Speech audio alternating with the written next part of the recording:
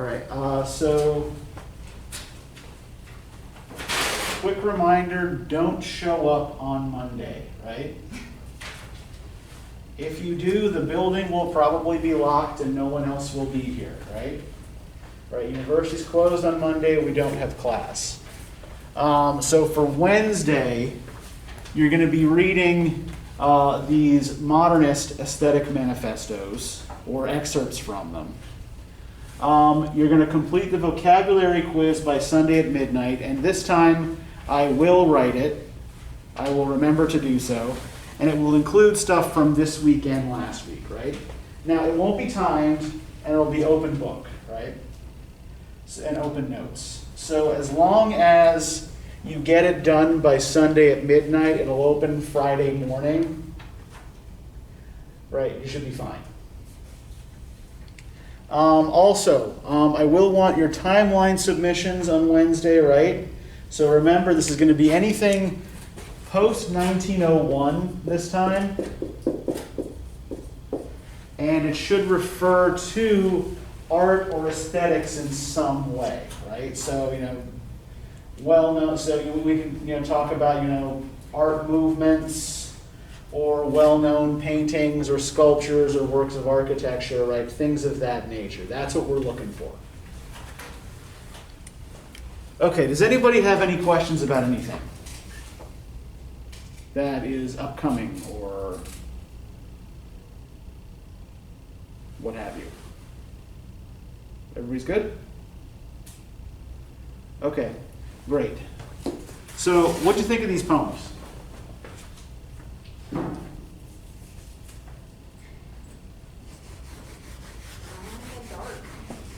Okay. In what way, Carolyn? What made you think of them as dark? How are they dark? I agreed, but Oh, it was you who said that. Yeah. I'm sorry. I'm sorry. Okay, Jess, what made you think they were dark? Okay, well, the first poem with Lotus. Lotus usually signals death. Okay. So I thought that was kind of dark. And then the next poem, The Lady of the Shalott, there's a funeral procession, and in the night, and she breaks her spell cast or whatever.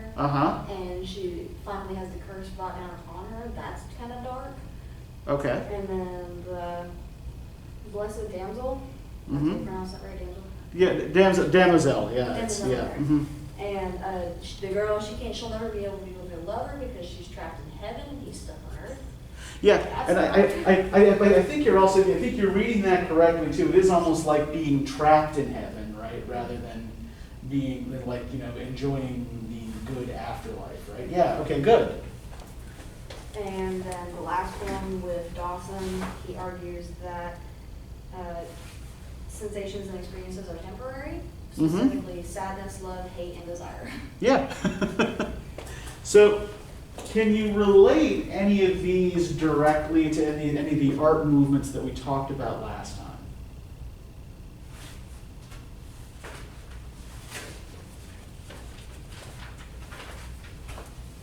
I think They Are Not Long poem, I do believe that's Philistinism. He's not appreciating art or culture in that. Okay, I'm not entirely sure. yeah, Philistinism isn't really, it's not a movement. It's just something that Matthew Arnold Philistines is something that Matthew Arnold calls people if he doesn't think they're properly appreciative of culture, right? Is there another specific movement we talked about that, maybe Dawson seems to be related to or seems to be working in?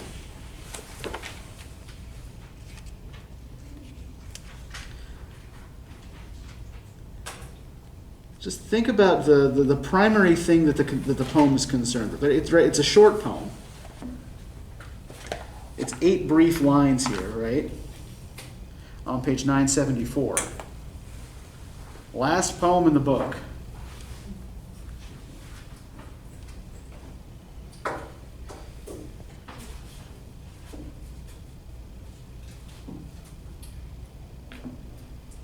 Do we remember anything from last time about trying to capture and hold on to temporary sensations? Pardon? Harry? No. Not utilitarianism, no.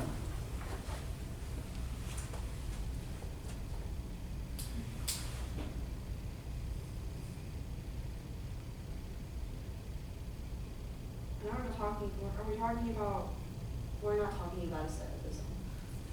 We're getting there, We're yeah. not talking about asceticism, but I don't think we're also talking about pre-Raphaelitism either. We're not talking about the pre-Raphaelites, no, but we are actually moving here in the direction of aestheticism and more specifically decadence, right? Okay, that's a movement. Yeah. Okay. That makes sense. Yeah. So remember, like, what are the decadent writers mostly concerned with? Endings and decay. Endings and decay, yes, and the fact that everything passes away, right? That all sensations are ephemeral, and just kind of flow through us, flow over us, and we have to capture what sweetness we can from them, right? So yeah, Dowson is one of the leading English decadents. His output is relatively small. He doesn't write that much, in part because he doesn't live very long. Many of the English decadents succumbed in their 20s or 30s to alcoholism, and Dowson was among that group. I think Dowson, I can't recall if Dowson committed suicide or not. Several of his associates, some of his associates did. He sounds like he did in his home.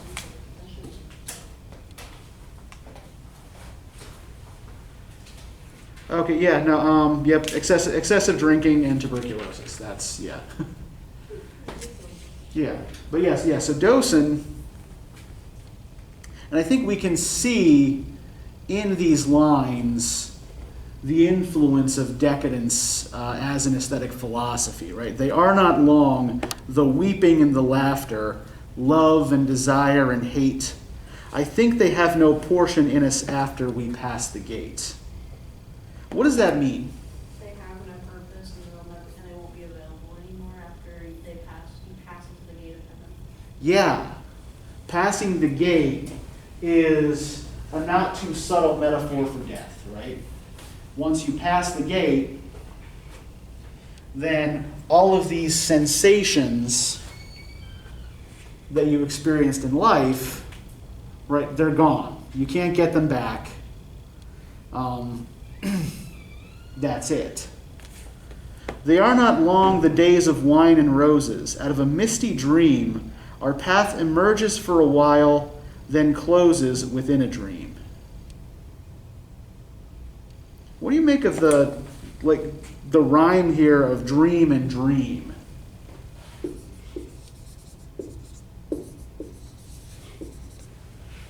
Right, instead of choosing another word to rhyme, it just repeats the same word twice at the end of the second and fourth lines. To bring across the point that life is merely just a dream and it's, I think we can keep going here, right? So he is, comparing life to a dream, right? And how is life like a dream, as Dowson seems to imagine it?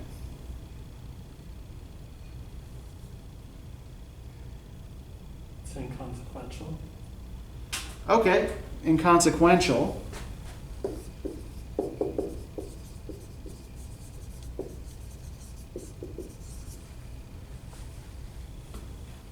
Right? Your dreams have no specific power in your daily life, right? How else are dreams in life similar in ways that might appeal to a decadent poet? They don't last long. Exactly. They're short, right? The dream lasts for, a space of a single night, right? So it's temporary and brief. And how good are y'all at remembering your dreams when you wake up? I don't dream, Everyone dreams. But but many of us don't remember our dreams when we wake up, right? In fact, most people have trouble recalling their dreams, right? Depends on the dream. Pardon? Depends on the dream. Yeah, for me, recalling a particularly disturbing dream is easier, right? Something that really bugged me or really upset me. Oh, it's weird. Yeah, but the average dream, right? It may feel like really intense while I'm experiencing it, right? But then when I wake up, it's gone. So it's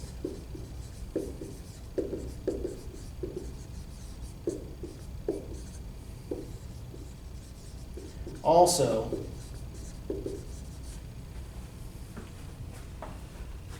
a kind of hazy nothing, right? Right, we got misty dreams here.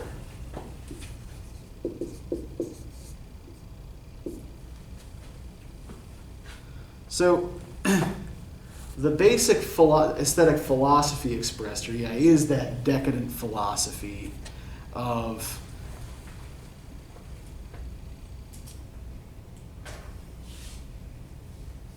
trying to make something out of something you know is temporary, that you know is going to pass on, right? Now, what about these other two? So let's focus on The Lady of Shalott for Tennyson and the Rossetti poem. Rossetti shouldn't be too hard to figure out.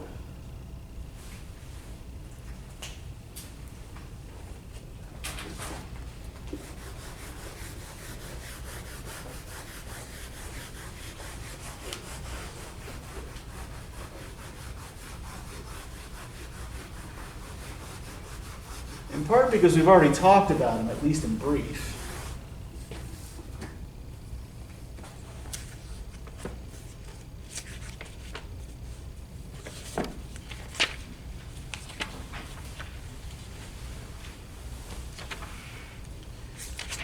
We can also maybe just look at which section of the textbook his work appears in.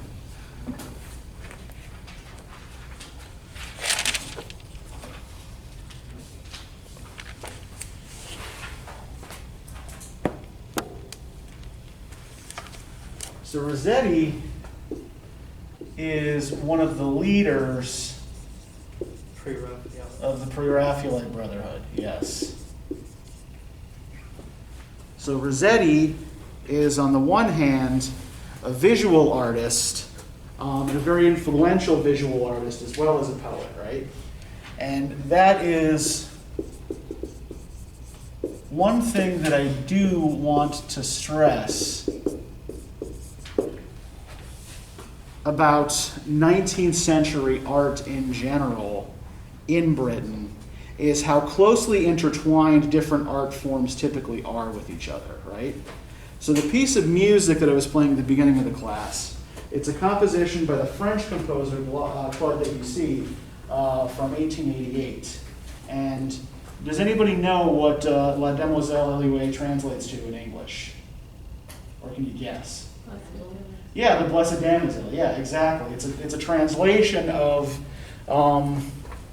Rossetti's poem into French, then set to music, right? And the Pre-Raphaelites, we may remember from last time, what was one of their primary concerns as artists? Where do they like to get their subject matter from?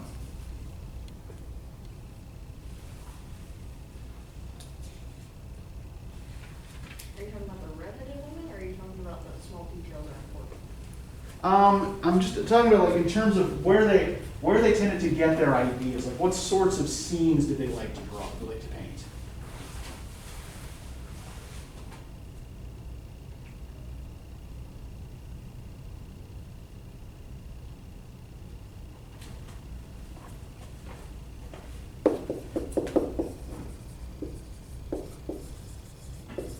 Right, they were very much attracted to literary scenes, right?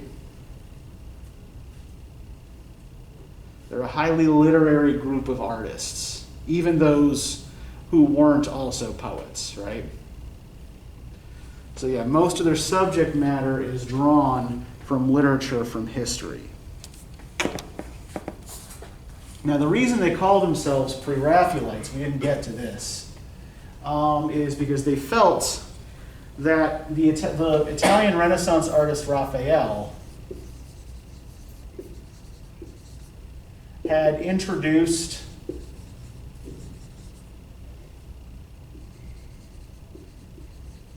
what they thought of as unnecessary mannerism and artificiality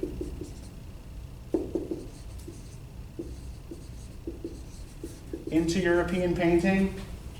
And they were trying to go for something more natural, or what they perceived as more natural, by going back to a late medieval or early Renaissance style. Even when the subjects they painted were more modern, right? And Rossetti in particular, as he gets older, his painting starts to look more and more medieval. Right? It tends to mimic medieval models a lot more. Right? They're also into close observation of the natural world.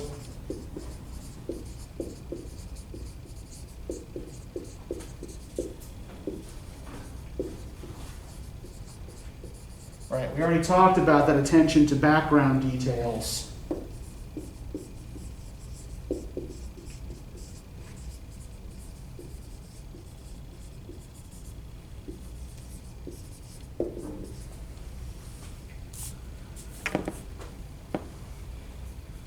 And what they're looking for in art, what they feel was missing in painting after the age of Raphael, was a kind of spiritual integrity.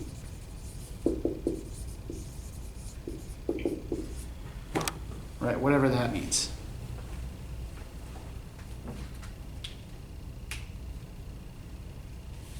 So they're thinking of art as not just the creation of beautiful things, but the creation of beautiful things is itself a kind of spiritual practice, right? Though some of them are more conventionally religious than others. And I think we can probably file Rossetti under unconventionally religious, right? We may recall from last time that very strange painting of the Venus Verticordia, right? Where he depicts a Roman pagan goddess with the halo of a saint, right? So you've already noted some things about the Blessed Damozel that are a little bit odd, right? For example, the sense that maybe heaven for the Damozel is more like a trap or a prison, right? So what suggested to you the idea of a kind of prison here? That she's stuck.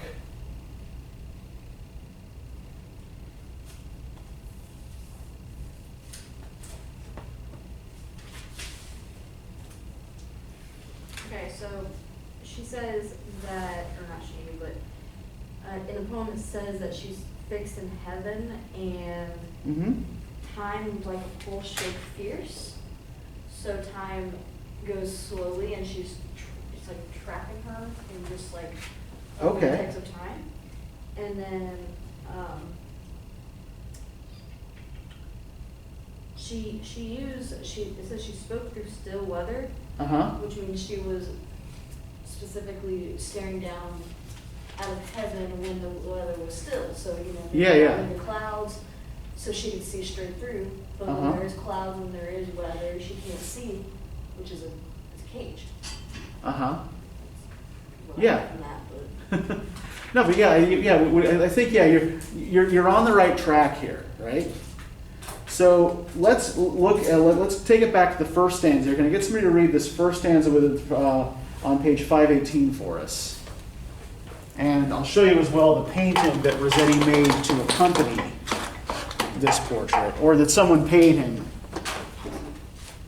to make to accompany this portrait. So if anybody who wants to start reading can do so. The last stanza leaned Thank up you. from the gold bar of heaven. Her eyes were deeper than the depth of the water sailed at even. She had 3 lilies in her hand, and the stars in her hair were 7. Okay. Yeah, we'll just pause there for a second, right? So I think there's a gold bar of heaven mentioned here, right?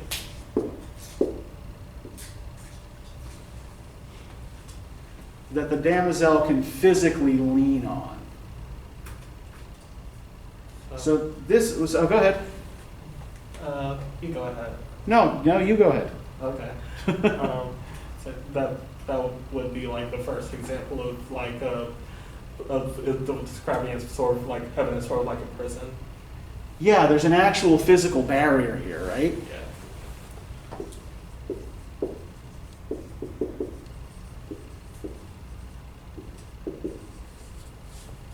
And what about the fact that she can actually lean on it? Sturdy. Okay, it's sturdy, right? It's not going anywhere. And what does it suggest about her, or about those who are in heaven? If they can lean on things, are they pure spirit? Yeah, there's a physicality to Rossetti's heaven, right? It's a kind of fleshy heaven, right? Bodies still have weight and mass, right? Can I get somebody to continue here? Her robe ungirt from glass to hem, no wrought flowers did adorn, but a white rose of Mary's gift, for service would be worn. Her hair that lay along her back was yellow like bright corn. Okay, so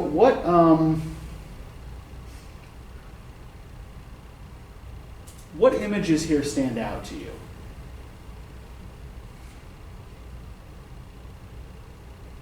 What things seem like they might have symbolic value here?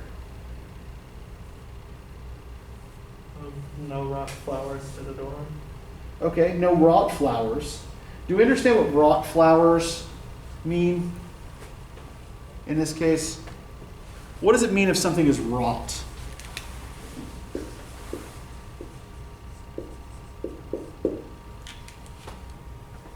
This is a kind of archaic word, right? It's an old-fashioned word. And it's kind of in keeping with pre-Raphaelite neo-medievalism, right? They like old-fashioned words. They like this kind of diction. As opposed to, say when, Wordsworth said that people should speak, people should write poetry in regular language, right? The pre-Raphaelites are, attitude is more like, no, fuck that, medieval words, right? That these kind of words carry more spiritual weight than common everyday language, right? So, what does a shipwright do? Or a cartwright? What does the right in that refer to? Does anybody know? So, right is maker, right? So wrought means made or constructed.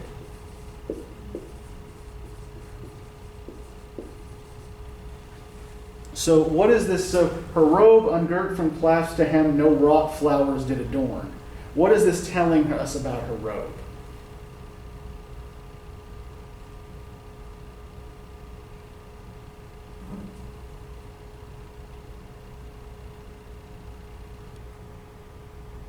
So ungirt means there's no belt, right?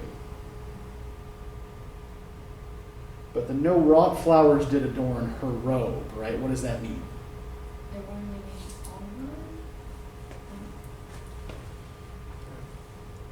Okay, yeah, that there are no flowers stitched on, no artificial flowers, or flowers stitched onto the robe, right?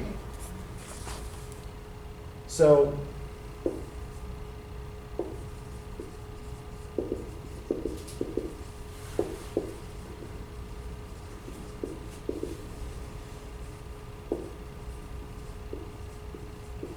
the robe itself is being depicted as almost kind of pure and natural, yeah? And what kind of flower is she actually associated with? She's got, no wrought flowers there, no man-made flowers. A white rose. A white rose of Mary's gift for service meekly borne, right?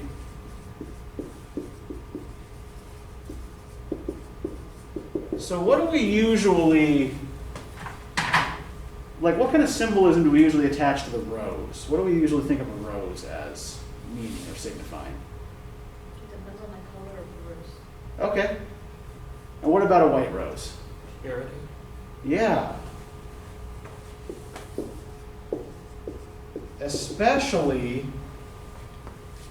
given that it is the gift of the Virgin Mary, right? Yes.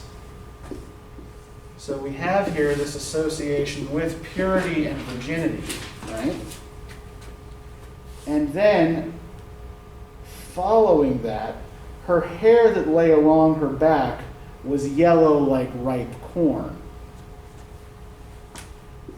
So the ripe corn image complicates this purity image a little bit because that's a fertility image, right? So we have purity, virginity, and fertility all kind of mixed together here in the same stanza. Herseemed she scarce had been a day one of God's choristers. The wonder that was not yet quite gone from that still look of hers, albeit to them that left her day, albeit to them she left her day had counted as 10 years. To one it is 10 years of years, yet now and in this place, surely she leaned o'er me, her hair fell about my face. Nothing, the autumn fall of leaves, the whole year sets apace. So, I think you were getting to the theme that this is referring to when you were looking at this poem a little earlier, Jess, right? How does time seem to work in heaven? How long has the Damozel been dead in earth time?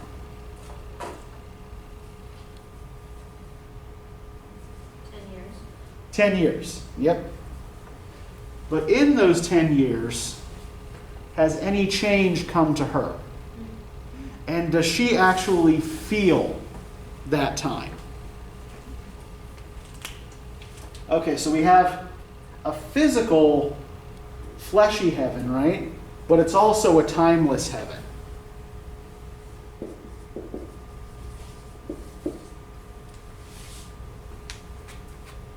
And in parentheses here, we have the comments of her lover, right?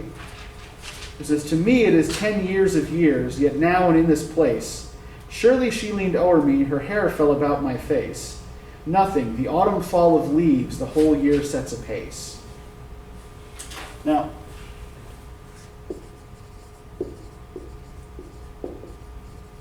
with what do we tend to associate the autumn fall of leaves?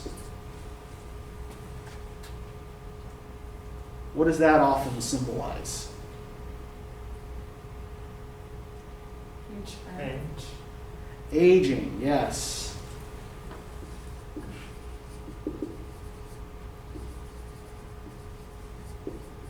Right, the change of seasons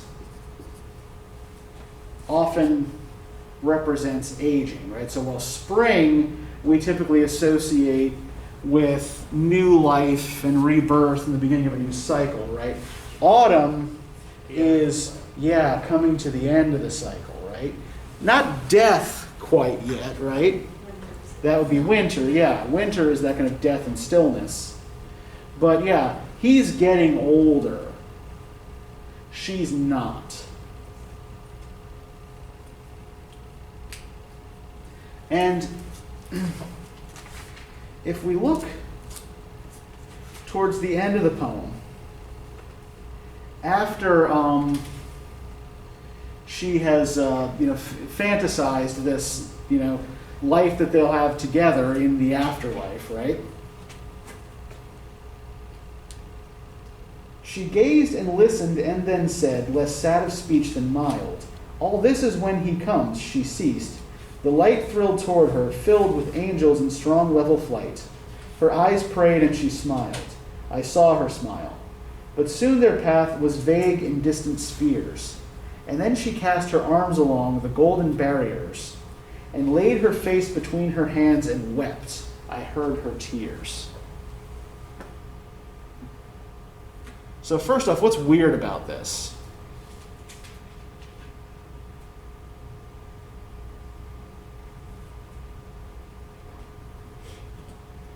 Given where she is. He can hear her, but I don't expect Okay, yeah, he can hear her, right? Yeah, so what were you saying, Caroline? She's not supposed to be sad. Yeah. She's not supposed to feel for people that are not. She's not supposed to. Heaven is supposed to be a place where you rejoice all the time. Yeah.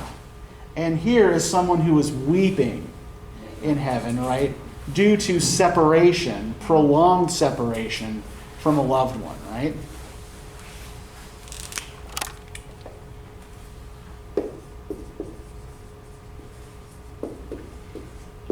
And given the way the lover depicts himself in the poem, how certain or likely is it that he will ever join her?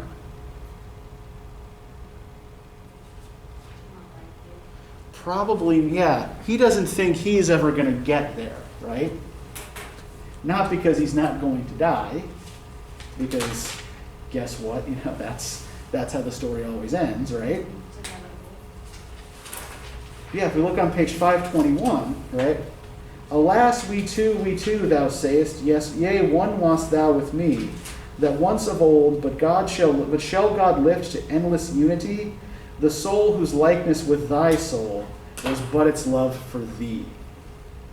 So what is he suggesting his only real goodness was? Or the only thing that qualified him to get into heaven? As a love for her. Yeah. So he'll probably be sent to purgatory and trial. Yeah, depending on what particular belief system you're dealing in here, right? Is it one that accepts the idea of purgatory, or do people just go straight to hell, right? But at any rate, He's got to believe in that, right? If you believe she's there.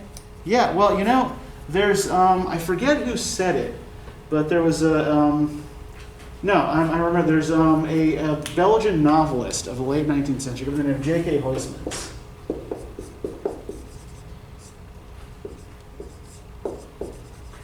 Who wrote a weird book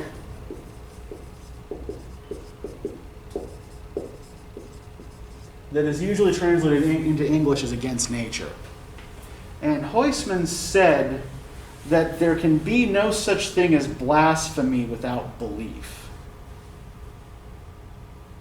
Because if you don't believe, then, taking the name of the Lord in vain has no effect, right? It doesn't matter to you. You can only actually blaspheme if you believe that saying that has some effect, right?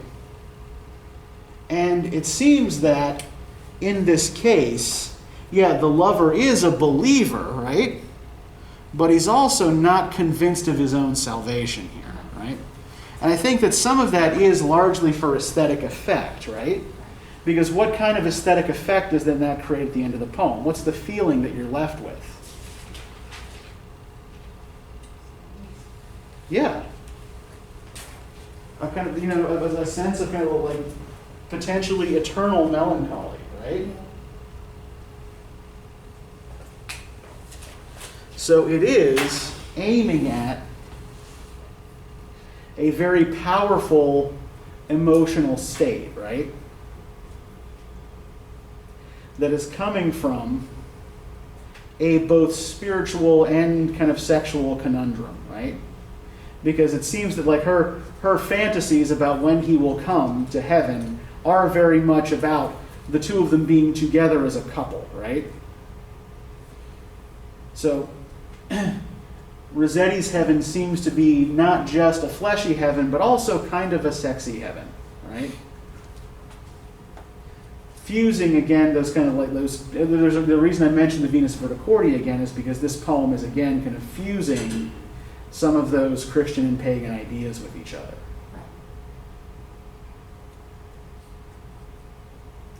Now, I do want to talk about the Tennyson poem because I think it's the longest of the ones that I had you look at today, and it's also in a lot of ways the most complicated, particularly in the way it deals with the artist's relationship to art. So, the first thing I want to do with this is show you a set of paintings that this particular poem inspired, right? Because again, like we were saying, different arts are really very closely connected in 19th century Britain. So painters, musicians, poets, they're all drawing on each other's stuff, right? So this is William Holman Hunt's painting of the Lady of Shalott. So this is a pre-Raphaelite interpretation of Tennyson's poem. And what do we see here? What do we notice in this picture?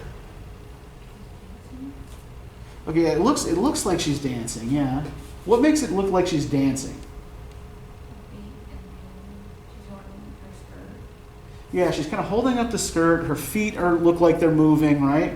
And what about her hair? I can't really see it. Oh, okay. It's waving up in the air. Yeah. Yeah, is that a little better? There we go. Yeah.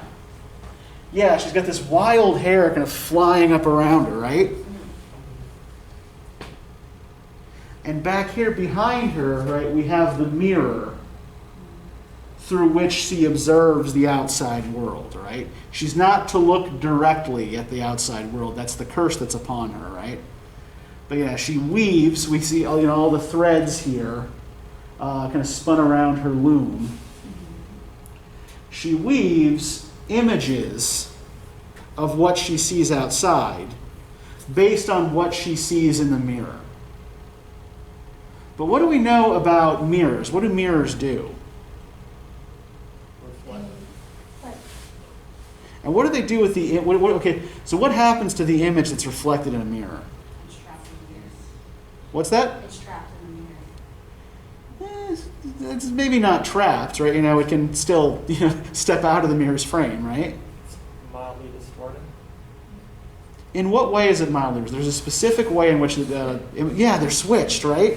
Images in mirrors get reversed. So this means that she's always looking at the world backwards, right? Now, this is Dante Gabriel Rossetti's interpretation of the end of the poem, right? We have Sir Lancelot looking down at the body of the Lady of Shalott in her boat, right? And if we look at the expression on his face here, right? What does it look like he's doing or thinking? Like, how do we read his expression? Does he look sad?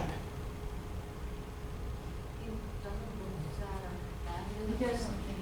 Yeah. He just looks like, He looks like he's staring. Yeah, like curious, right? Yeah, the look that Rossetti chooses to give Sir Lancelot here is one almost of aesthetic detachment, right?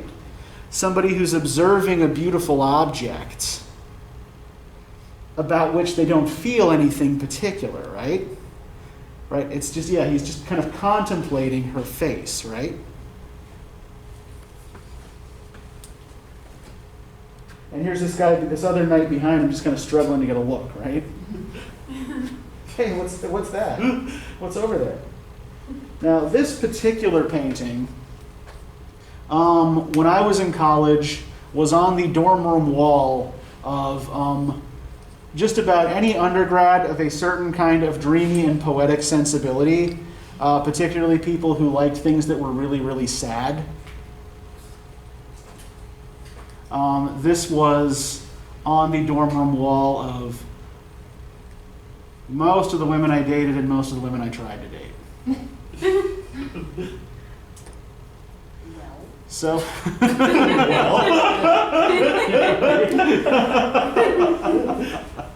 but here we have the Lady of Shalott settling into the boat, right? With this pained expression on her face, right? About to die and sail on down the river, right? And Waterhouse is too late an artist to be a pre-Raphaelite. And as we can see, his style is a little more directly realistic. But he's heavily influenced by pre-Raphaelite ideas and themes. And this is also a Waterhouse painting, which illustrates the same poem. Right, here we have the cracked mirror in the background, right? So we see that this cracked mirror actually seems to be a favorite subject for artists who are tackling this particular work, who are attempting to illustrate this particular work. Yeah, Bethany. Is there some kind of symbolism going on with her legs being tied up or something? Because I noticed it in the first picture that her legs are all tied up. I don't know if she just has lack of organization in the sewing room. Is there some kind of... Yeah, she just got caught up in the yarn a little bit. Yeah, well, I think there is a kind of sense of imprisonment in that poem, as there is in the Blessed Damozel. I think that's one thing that the two poems certainly have in common. In both, you've got a woman that feels trapped in a world that is aesthetically beautiful, but lacks some kind of connection to the real, right? So, Tennyson actually wrote two versions of this poem. Tennyson was one of those poets who was never fully satisfied with anything that he published, and so liked to revise frequently. And the earlier version of the poem is much more obviously a suicide. It's clear in the final verse of that poem that the Lady of Shalott has killed herself as an intentional act. The later version of the poem is the one that you read for today, in which the final word is given to Sir Lancelot, who is given the chance to contemplate her beauty. And so let me just explain a little bit about where Tennyson is coming from aesthetically and why all of this matters, right? So Tennyson publishes his first book of poems in 1833.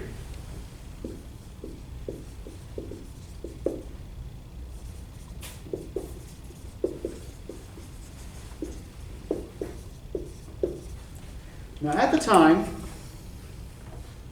his best friend and collaborator is a guy by the name of Arthur Henry Hallam.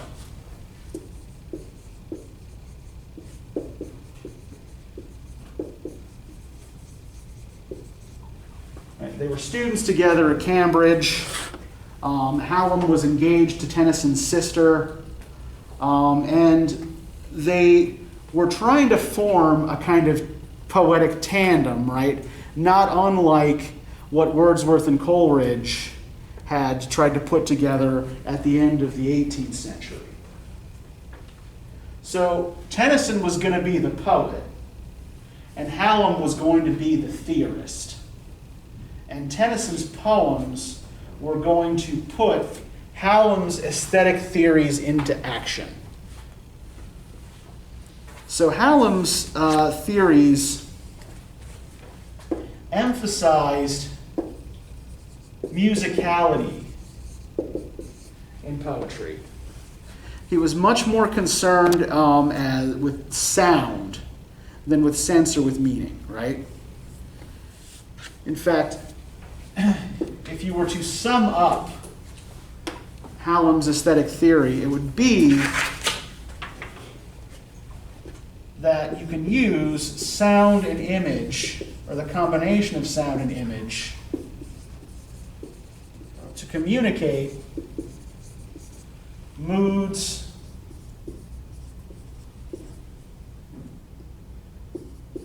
and subtle emotional impressions.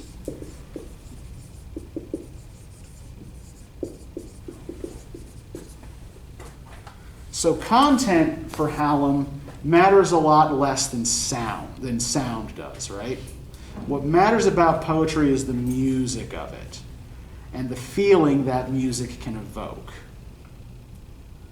And then in 1833, shortly after Tennyson's first book is published, Hallam dies unexpectedly of a cerebral hemorrhage. And Tennyson is just devastated and goes back and rethinks and revises a lot of the poetry that is already. In fact, it's a long time before he publishes anything again. It takes a long, good bit of time off. And when he reemerges, he seems to be much more skeptical of the whole idea of art as this kind of self-contained edifice that need not have any reference to things in the outer world, right? That this whole idea of poetry as being about sound no longer has much appeal to him, right? And I think that that's a lot of, like, that particular change is expressed in a poem like The Lady of Shalott, right? If we look at part one of the poem, can I get somebody to read part one for us on page 147?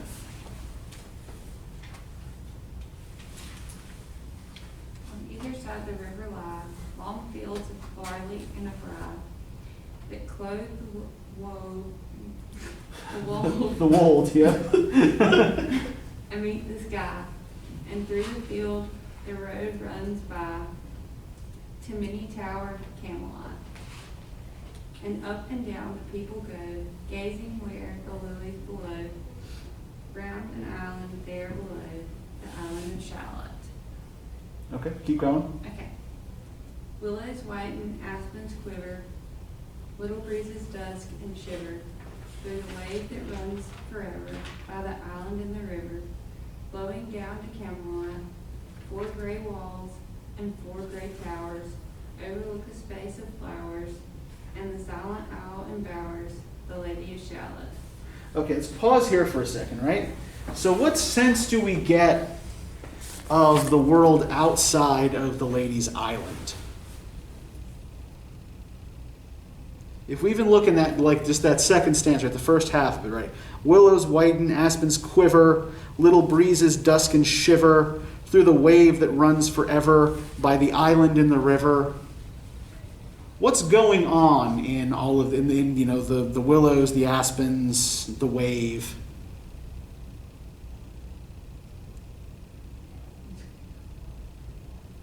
Cold place? It's not so much that it's a cold place, right? But it's all moving, right? Windy.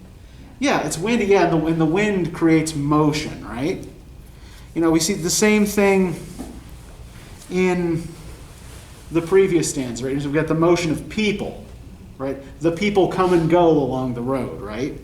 But then on the Lady's Isle, we have 4 gray walls and 4 gray towers, right? That overlook a space of flowers, and the silent isle embowers the Lady of Shalott, right? So where we've got activity and motion elsewhere, right? Here on her island, we've just got stillness and silence, right? It's been recurring to in a lot of these. Yeah. Yeah, you're not wrong. Now, we don't even see the lady herself in part 1, right? Her involvement with the outside world is so small that we only kind of hear rumor of her from the reapers who can hear her song, right? Now, if we go to part 2, can I get somebody to read part 2 for us? There she weaves by night and Thank day, a magic web with colors gay. She has heard a whisper say, a curse is on her if she stay to look down to Camelot. She knows not what the curse may be, and so she weaves steadily, and little other care hath she, the Lady of Shalott. And moving through a mirror clear that hangs before her all the year, shadows of the world appear. There she sees the highway near, winding down to Camelot. There the river eddy whirls, and there the surly village churls, and the red cloaks of market girls pass onward from Shalott. Sometimes a troop of damsels glad, an abbot on an ambling pad, sometimes a curly shepherd lad, or a long-haired page in crimson clad goes by to towered Camelot. And sometimes through the mirror blue, the knights come riding 2 and 2. She hath no loyal knight and true, the Lady of Shalott. But in her web she still delights to weave the mirror's magic sights, for often through the silent nights a funeral which plumes and lights and music went to Camelot. Or when the moon was overhead, came 2 young lovers lately wed. I am half sick of shadows, said the Lady of Shalott. Okay, so what does she spend all her time doing? She's talking about other people. She's talking about Camelot, basically. Yeah. Yeah, so she observes, right? But again, she only observes in a mirror. So everything that she sees is coming back to her backwards, right? And she can't look at it directly. So her vision is constantly reversed and distorted. And while she makes art, right, out of the life and activity that she observes in the mirror, right? She can imitate those things. She also has no part in them, right? And I think, this is particularly emphasized in the last stanza of part 2, right? She sees a funeral and 2 young lovers, right? So she's seeing death and life both in the mirror. But again, she's only seeing the reflection, right? She's seeing and reproducing the reflection. That's it. And so what we have here is a meditation on art and the function of the artist, right? And whether the artist, as artist, can survive, right, in contact with the outer world. Does this make sense? Everybody following me? Because what happens to her then when she looks out the window and looks directly at Sir Lancelot?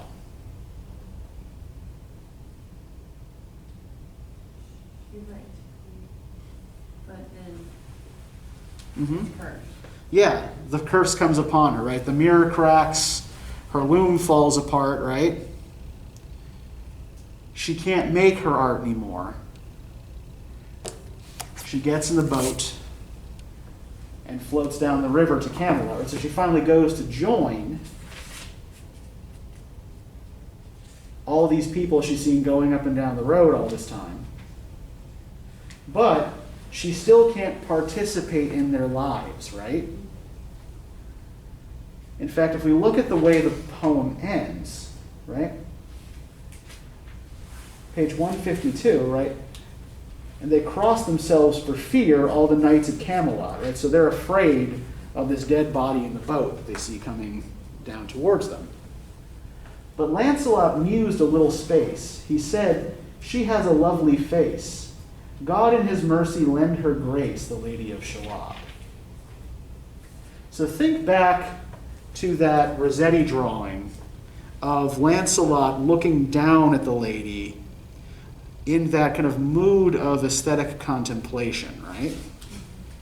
Oh, she's hot. Well, does there seem to be any hint of sexual desire necessarily in... I was like, do you usually muse over someone that you're really attracted to? That probably wouldn't be the word you'd choose, right? Yeah. Yeah, what he's doing here instead is contemplating a beautiful object, right? The Lady of Shalott's last act has been really to kind of make herself into the artwork. But in doing so, she's had to die. Right? So in order to, to put her life into her art, she has had to die. And Lancelot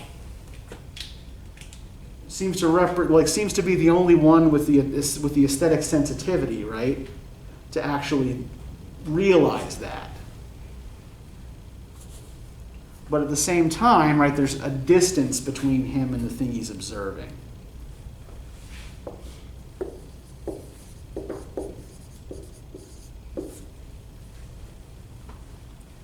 So there's always a distance between the artist and the art, or the artist and the material for the art, right? And the observer in the art.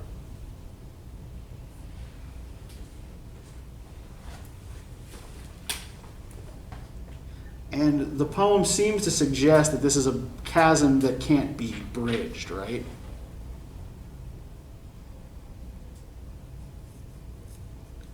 Okay, so we're running close to time here. Does anybody have any questions about any of this?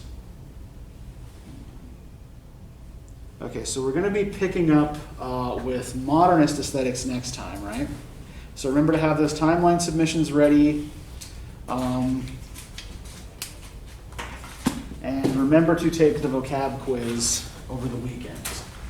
Let me give you the reading questions for next time, and we'll see you in a week. Have yourselves a good weekend.